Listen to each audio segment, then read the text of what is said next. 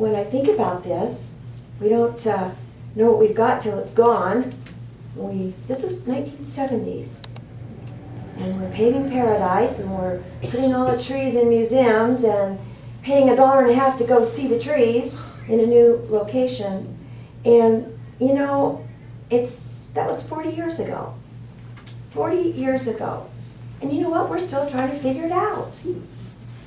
I think it's something remarkable that this idea was born, took birth during the, flower child generation.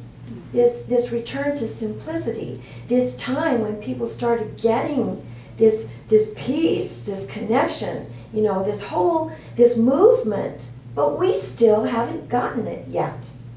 We're still paving paradise, and that's the truth. And of course, some of it's necessary. Don't hear me say that it's not a necessary thing, but we are working in the world in ways that in the beginning we were innocent. We did not know what we were doing. We weren't aware, you see. But the moment that our technology took us into outer space and allowed us to get a big picture view and see ourselves as this awesome, incredible blue pearl planet, everything changed. Our technology allowed us to have a change in perception. We got it that, oh my gosh, I'm part of this. I'm part of all of this. Look at what we're part of together. And when you look at the big view, you don't see separate little pieces. You see one big picture. And that's kind of what we're going to talk about today. Because when we look at nature as a vehicle for transformation of consciousness, we start looking at our oneness, our connections with each other, the things that hold us together, not the things that divide us. We start looking at how interdependent we are. We inter-are, as Thich Nhat Hanh would say. We are interbeing with each other, with the systems on the planet, and with the universe. We are not separate beings. And so much of our spiritual journey is remembering that truth. Remembering our own divinity and cultivating the capacity to have a deep reverence for our own sacredness. Do you know that a lot of people don't know their own divinity? They don't revere their own human self that houses this incredible, awesome divinity that we all are, this incredible God essence. A lot of people on our planet have no awareness that they're part of all this because they're very separate thinking. It's all about me and my tribe, me and my family, me and my country, me and my culture, me and my religion, me and my belief system, me and my whatever. And when we have that perspective about our life experience in our spiritual journey, we are always going to remain very separate from all that is. And so this entire work that we're going to do this month in remembering the beauty of this earth and what it's all about, to share this planet with each other and with all of the living sentient beings on this planet, is a huge, huge lesson for all of us to learn. And I know many of you in this room are deeply, deeply connected to the earth, to the planet, to birds, to the wildlife, to all of that. So as we celebrate this month, one of the reasons we've chosen this topic is because this is the month that we celebrate Earth Day around the globe. Celebrate Earth Day this month. The children, I know that one of our model teachers, Jen Bates, has been scouring the internet for new activities for the children in her class, in her primary class, to do to celebrate, honor, remember, revere the sacred that is represented by Earth Day, you see. And so as I started looking at this, it came to me that some of our ideas about how we treat the earth and each other sometimes come from our spiritual texts, our religious texts, maybe not spiritual, the religious texts. And those of us who have come through a Christian tradition, which is probably a bulk of people in this room, most people in Orange County have come through some sort of a Christian upbringing, or at least are familiar with it. And so I look to see what maybe went wrong. And I see that in the Bible, which of course this part would pertain to those of you who've come through the Jewish heritage as well. God said to man, "Be fruitful and multiply, fill the earth and subdue it. Have dominion over the fish of the sea, over the birds of the air, and over every living thing that moves on the earth." Dominion. Do you know what dominion means? Dominion means to take care of. It means to take responsibility for. It means to watch out for. It does not mean to dominate. It does not mean to use for your own purpose. It means to care for creation. That's what this message is. And it has been so twisted over time that we at some point lost the idea that we have this incredible responsibility of stewardship. And now we know. You know how we know? Because scientific advancements are showing us that things are happening around us that might be a problem. And some of it has been fueled by this ignorance around this idea that we can dominate not only the planet, but other people, other cultures, other situations. And so I believe that we are to remember that the call here is to care for creation, not to overpower it and dominate it and use it up, which is what's happening in some cases. We've just simply misunderstood. We've overstepped the intention of this teaching. We have forgotten that we have to find a way to live together on this finite jewel of a planet in a way that honors the sacredness of all life. Our own, each other, people that aren't in this room, people that think differently than we do, people that believe differently than we do in a religious sense, in a spiritual sense, people who have different skin color than we do, different culture, different food. We've got to learn how to coexist on this planet. Because I don't know if you notice, but this planet seems to be kind of shrinking. And it's shrinking because our awareness is expanding.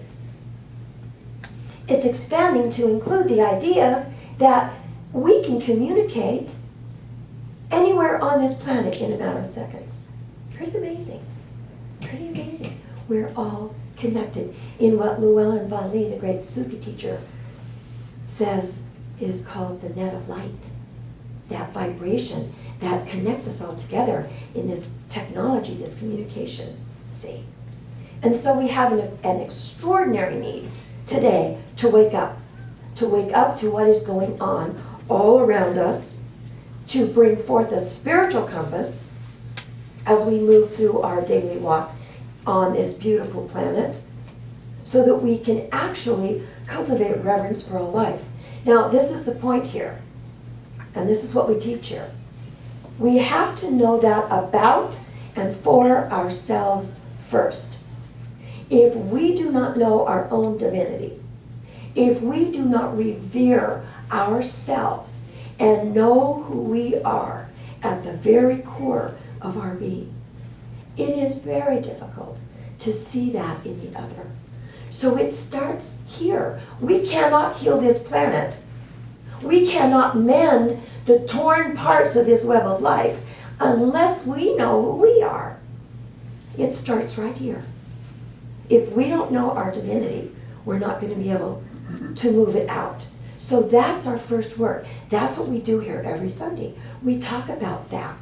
We remind each other of our divinity, of who we really are.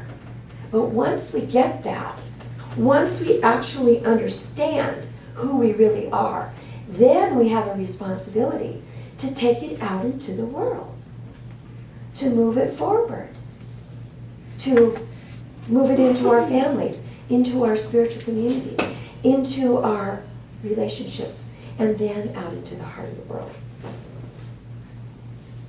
I love what one of our teachers says. I've been using this book, Waking the Global Heart. It is my favorite book by Anna Dea Judith. And she says, we got to get it that we're not just in the web of life. We are weavers of the strands that hold us all. We are weaving the web through our actions, through our thoughts, through our words, through the way we come together in relationship with each other. We're weaving the web. Now that's a big difference than just seeing ourselves as a player, just like a little piece of it. We're creating the web. We're weaving it for ourselves and for each other. And so it's interesting to me, 9 years ago when this community was created, we found a symbol for community here at Common Ground. And you know what it is? It's Indra's net on the wall over there. And Indra's net is a teaching story from the Buddhist Hindu tradition that talks about the importance of recognizing that each and every one of us is connected by the strands of this imaginary net that this story talks about. And when one strand of that net gets touched, you know how when you touch a spider's web, it begins to reverberate, starts to move? Every other piece of that net starts to vibrate. Now, if it's a good impulse, we all benefit, right? And if it's not, we share each other's tears. We cry on one another's shoulders. Because when that web is jostled in any direction, we all feel it. And that's the symbol for this community. Amazing to me that that came to us. Well, this community was not humanly designed. I have to say it was designed through guidance. So that's a wonderful, wonderful story that reminds us that we're a jewel at the node of each one of those connecting links in that net. We reflect all the others. And what happens to one happens to all of us. And that's the same thing. What happens to this planet happens to all of us.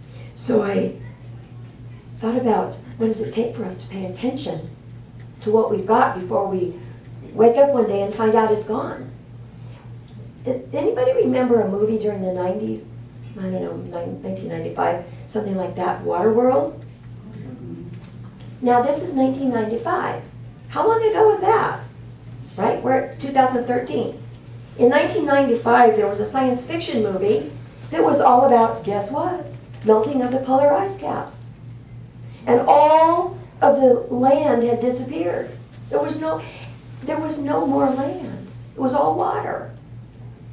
That was the basis of this science fiction. Now what's kind of scary is if you think about Dick Tracy, you think about what Dick Tracy had on his wrist, that watch thing.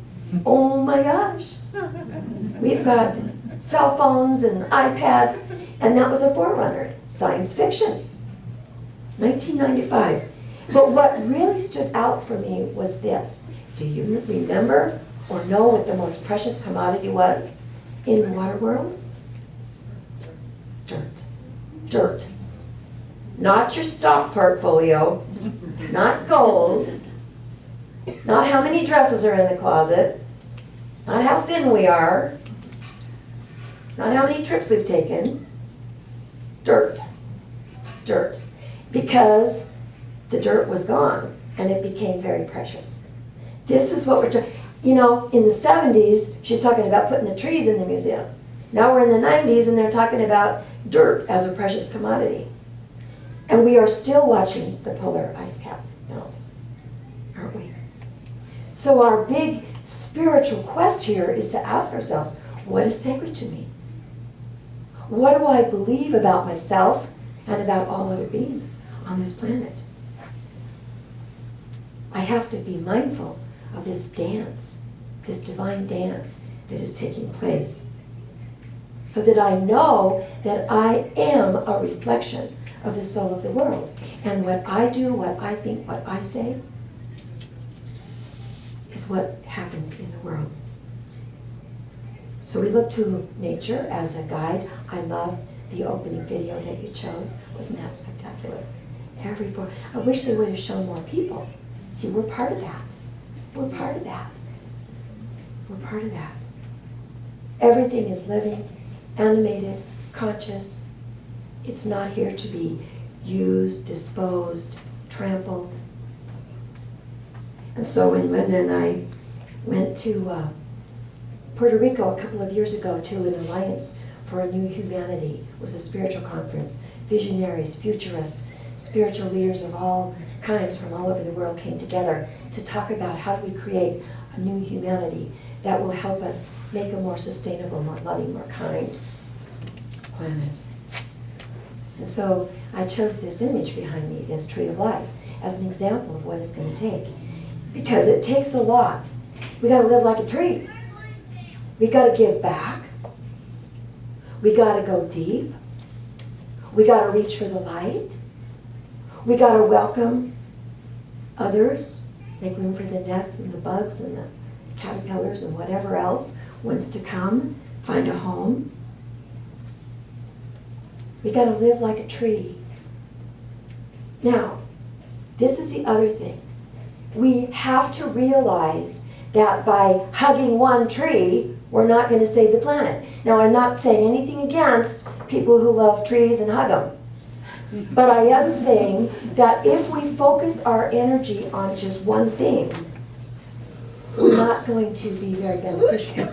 Because as we learned in the conference that we went to, there are 4 components. They all work together, and if we are not seeing the big picture, like you can see from outer space when you look at this beautiful planet, if we're not seeing the big picture, that there are 4 essential elements that work together to create a sustainable planet, we're not going to get there. So let me tell you what they are.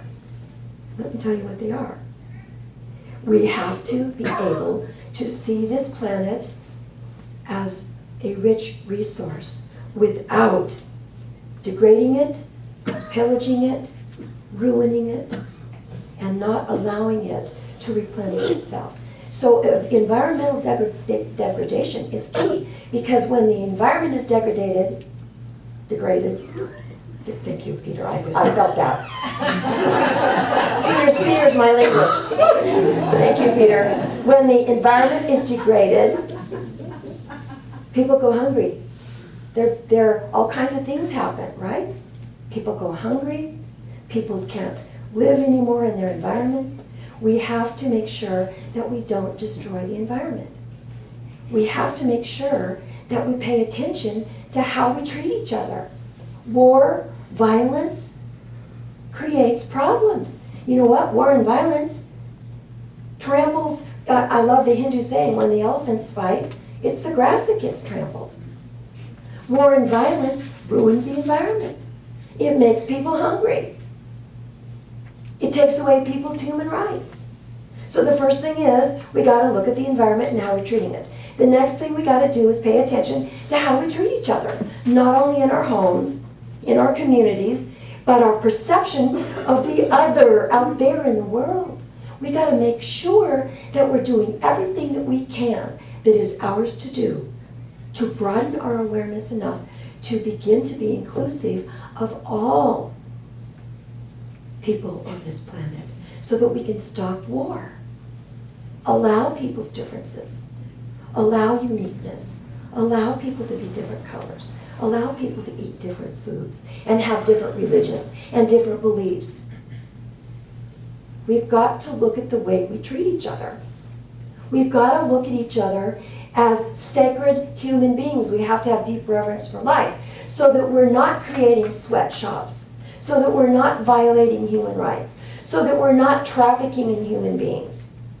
Because when those things happen, every other piece of the web is affected. It's affected. We can't torture one another without having it affect everything else. And this is a biggie, especially for those of us in this opulent Orange County setting.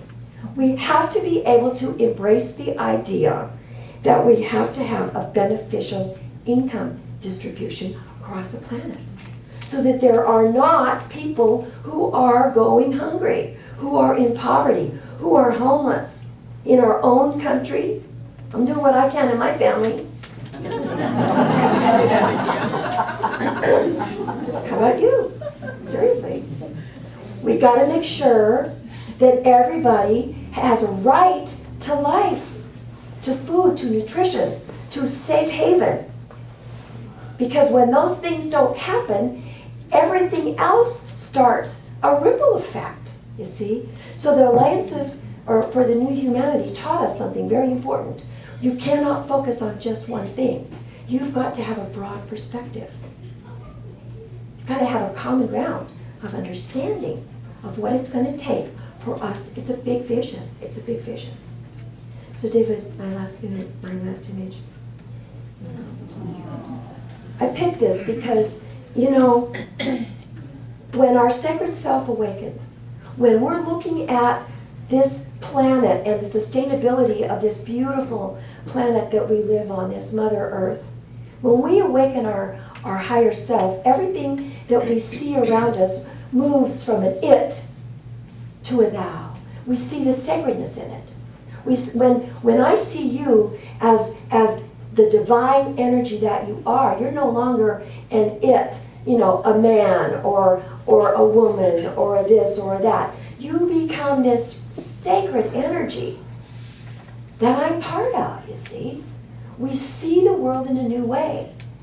And so when we have this awakened awareness, it really does make war impossible.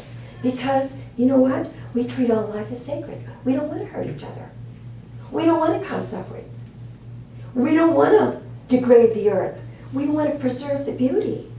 We don't want to be greedy and take ours at the expense of everybody else and be selfish and make sure that we're eating caviar and everybody else is, you know, barely surviving on a bowl of rice. We don't want that.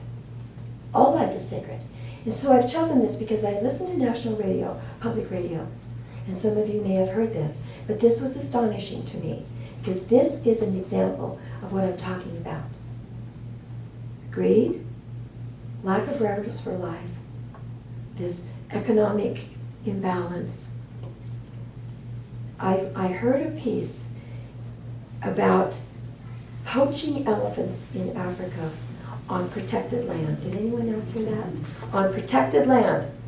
And these gangs of poachers get on horses. They have AK-47s and M16s, and those are rifles, and they surround a herd of elephants, because the ivory is such a precious commodity, and they surround the herd and they kill them for the ivory, for this commodity that becomes the vehicle for what comes next for them. See, we have to really ask ourselves, what's sacred? What do I think is sacred? How am I going to be in the world in a way? What is mine to do? Not everything is mine to do. I got to start with me. Then I move it out a little bit and I work with my family. Then I move it out a little bit and I work with my community. And I move it out a little bit.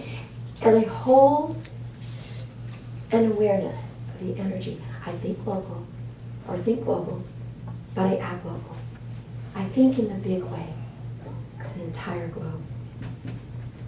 We might be at a tipping point. We are at a tipping point. Many people say we are. In our human evolution, as these beings that we know ourselves to be, is sort of in an interesting place right now. So we got to pay attention to what we've got before we lose it. Make sure that we realize that we have a responsibility to protect, to preserve, to conserve, to replenish, to revere the sacred in all life. And don't ever forget, it starts right here. It starts with each and every one of us. Because if we don't know our own divinity, we don't know our own sacredness, we cannot know that for anyone else on the planet. Thank you.